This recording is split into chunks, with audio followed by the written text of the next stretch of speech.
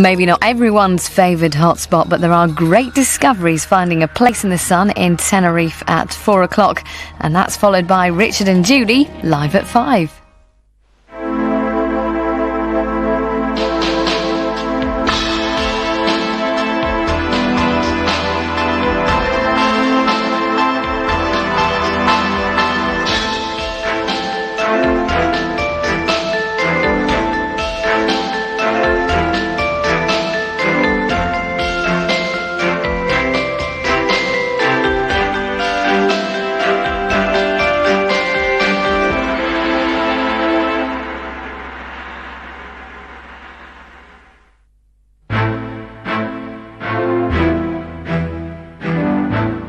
Oh, I love her style and her look.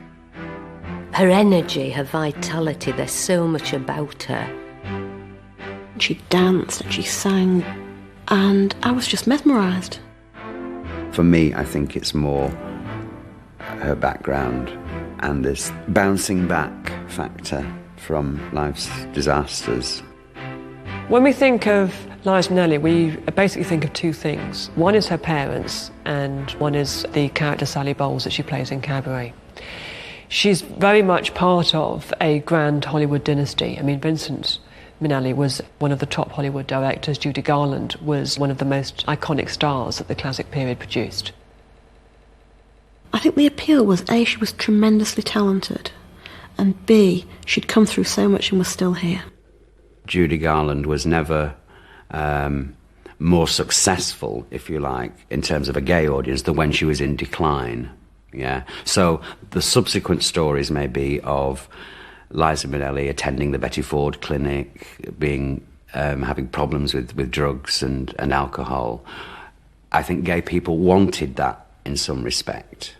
You have to feel a bit sorry for Liza Minnelli because she's one of those icons who is associated simply with one film and very much with that part, which was, you know, she was absolutely great as Sally Bowles, but it was quite a long time ago now. I went with my mother to see Cabaret. I thought it was a sort of film that she would like. She was a Judy Garland fan, so we were both going to see Judy Garland's daughter. And I remember my mother nudging me at some point and saying, "Oh, she's just like her." I think when we saw Cabaret the first time round, you know, it was mildly shocking because it was fairly raunchy for its day. We'd not that long before lost censorship. And whilst films certainly of a raunchier nature were coming out and we were getting used to seeing them, that was a fairly strong meat in the early 70s.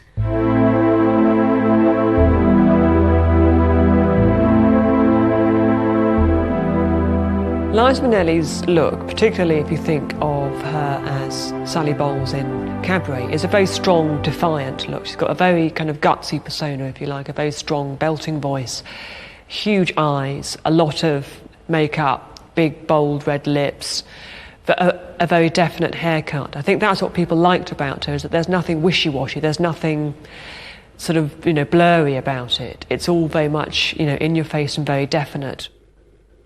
I think what's different about her as well is that she's got that kind of face that changes the whole time. You look at her sometimes and she's stunningly beautiful, and other times she's quite a plain, ordinary person. Barbra Streisand's got that same quality, that it's indefinable. You couldn't call them classic beauties, but at times they are amazingly beautiful, almost ethereal at times. And those eyes, of course, are something else. They're probably the biggest eyes in show business.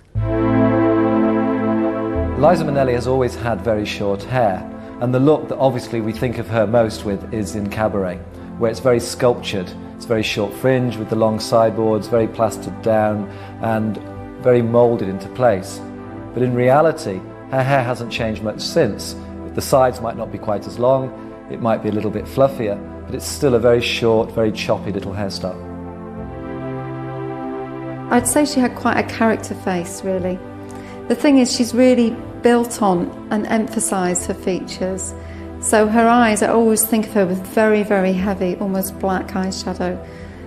The longest eyelashes I've ever seen. And then strong cheeks and strong lips. I think there's the feeling that this is a very superficial look as well. It's one which is very much put on. I mean, the character Sally Bowles keeps on asking Brian, the Michael York character, whether he thinks she's the most beautiful creature in the world, for example. And in a way, you kind of know that the answer to that is no. And so that despite the fact that it's a very strong look, you also get the sense that it's masking weakness, it's masking a lack of self-confidence.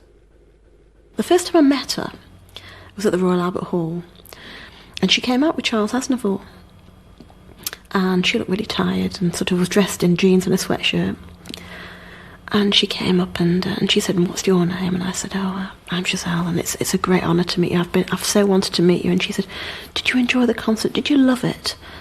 And I said, "Yeah, it was brilliant. I really, really enjoyed it." And she said, "Oh, I'm so glad. I'm really glad I can make people happy."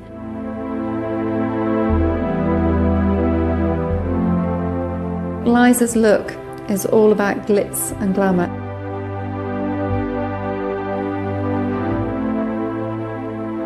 To get that look nowadays, start off with foundation, concealer and powder. The key look is the eyeshadow, which is obviously very, very strong. So to protect the face, put a little powder under the eyes before you start, just translucent powder.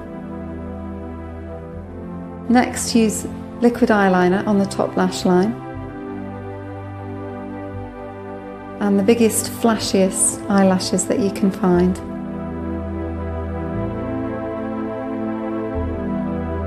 Enhance the eyebrows with a very dark colour. And then build up the eyeshadow on the top lid, all over the lid and in the socket line, and very, very smudgy. Then use pencil under the lower lash line. And again set that with the eye powder.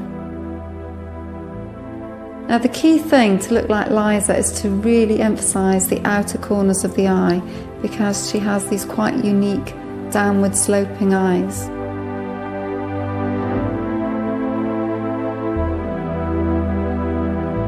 Next stage is just a flash of rosy cheek colour.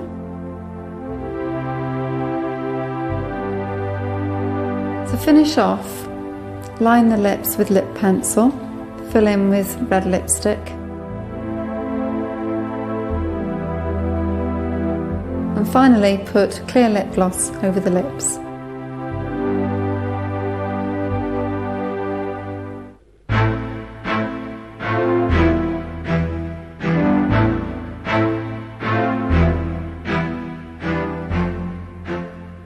Liza Minnelli's hair has very much stood the test of time. But even more importantly, she was a big influence on hairdressing at that time.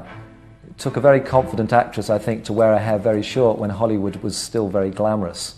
And in fact, she inspired many people to have their hair cropped. I remember my sister having her hair cut after Cabaret.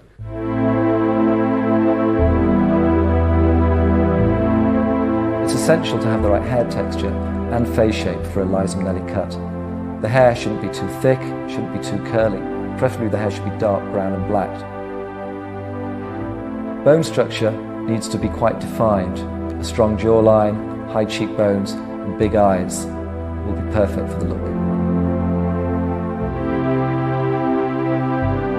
Cutting short hair is actually sometimes the trickiest hair to cut. Short hair doesn't want to look too masculine and doesn't need to look butch. In fact, short hair can look very feminine as long as you follow certain guidelines, so it does involve a good professional haircut. To create a modern Liza Minnelli haircut today, you need to go very short into the nape of the neck, but creating a little bit more height on the crown. The fringe should be as short as you dare and chopped into for a jagged shape. It's very important to create a slightly asymmetric look to the fringe so it's not too square. Keeping the sides long and soft will create some softness onto the face. And even creating a little bit of softness into the nape is quite essential. And the texture is very important. It shouldn't be too blunt cut, so it looks too solid and too much like a brush on top. It should be chopped into. Once you've cut the hair, use a styling mousse, and just finger dry the hair into place. And to create the perfect texture, use wax, which will just give the hair a very shiny finish.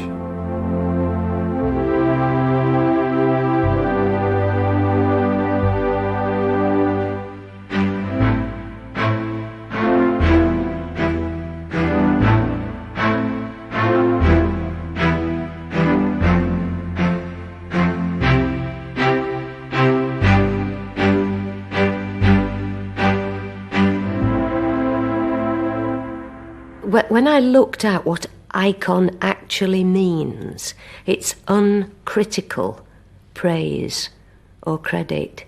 And I don't think we actually do that to our icons. It's the flaws in them that we admire and perhaps identify with. And perhaps that's what makes them icons, the imperfections. What is enduring about Liza Minnelli is that she plays herself, is that you feel that up on the screen, these sorts of vulnerabilities that her characters display, the fact that they are usually singers and dancers, performers, or whatever. I think that what you see up there is basically what one thinks of as being the real Liza Minnelli. I suppose Liza's come through having no children and being unable to have children and having, I think, sort of 4 or 5 miscarriages in her life. And she's still here, and she's still going strong. And I think that has to be an inspiration to people, that despite all that, she's still here, she's performing, and she's living her life.